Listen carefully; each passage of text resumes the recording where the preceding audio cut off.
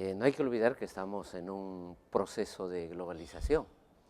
Este proceso de globalización es histórico, cultural, político, económico, ¿no?, jurídico, ético, y por eso mismo este proceso tiene una doble incidencia, ¿no?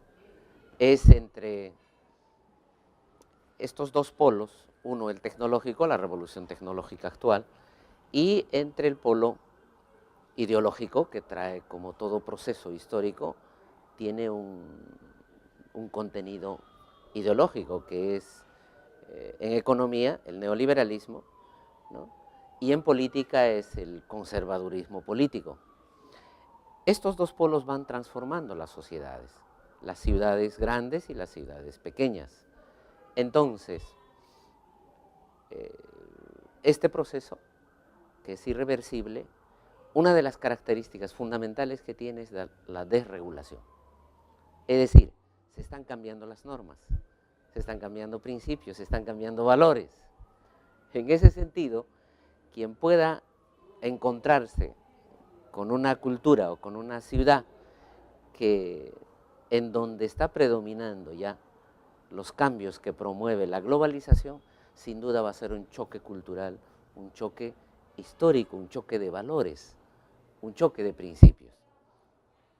Esta es la explicación por la cual uno en la sociedad actual dice, ¿qué está pasando en este tiempo? ¿No? Hay crisis de valores, hay crisis de ética, lógicamente porque estamos en una época de desregulación. Se están cambiando las normas, estamos aprendiendo a funcionar con otros principios, con otras normas, y ese espacio de cambio genera incertidumbre, dudas.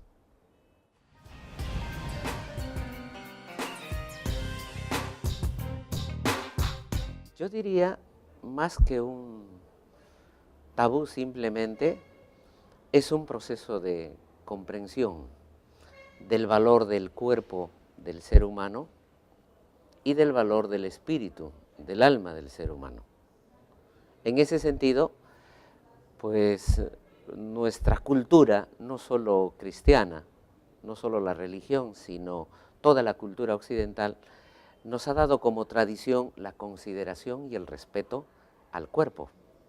El cuerpo no es absolutamente de uno, sino tenemos que dar cuenta de este cuerpo. Este cuerpo que viene a este mundo necesita, ¿no?, ser educado, necesita aprender, y eso lo hace en una familia. Es decir, la comunidad le presta a esta persona el poder crecer, desarrollarse como ser humano, como persona, y por tanto, este ser humano está, entre comillas, podríamos decir, en una deuda cultural, social, humana, ¿cierto?, frente a otras personas.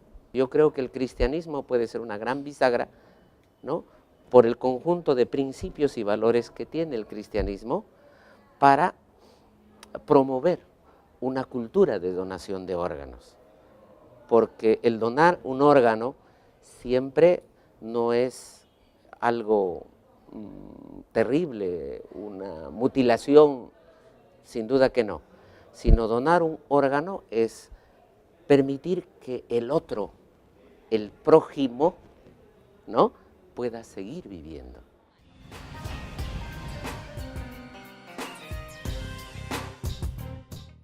Yo lo voy a enfocar desde la perspectiva de la filosofía personalista, ¿no? Para la filosofía personalista, el cuerpo es no solo parte del ser humano, soy yo soy alguien corporal, ¿no? Es decir, mi cuerpo es esencial como mi alma para constituir a mi persona. Pero este alguien corporal tiene libertad. Y uno de los principios de la libertad es: yo me autoposeo a mí mismo, tengo autodominio sobre sí mismo, sobre mí mismo.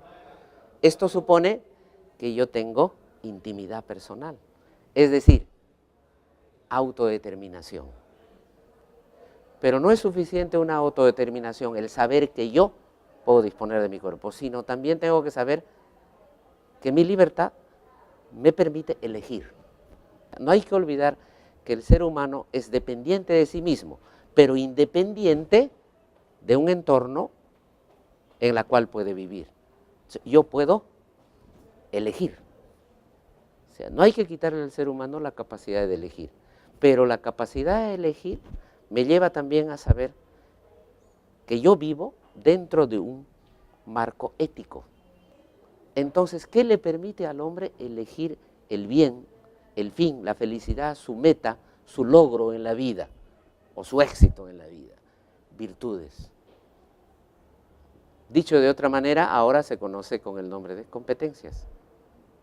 Entonces, de acuerdo a cómo una persona está realmente cultivada, va a elegir dentro de un marco ético. Dicho de otra manera con Aristóteles, la ética es esa reflexión personal que me debe de enseñar a aprender a vivir bien.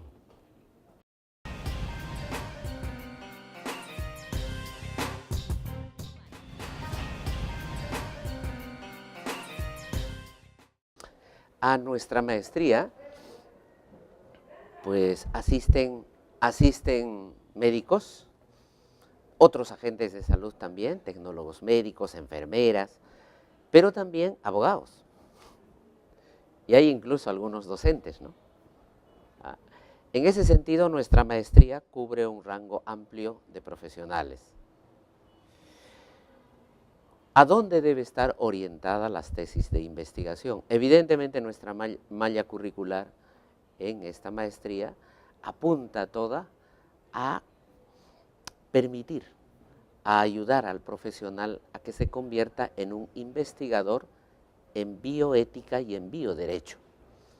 El profesional tiene que aprender a conocer primero, el profesional de cualquier rama, tiene que empezar a conocer desde una perspectiva filosófica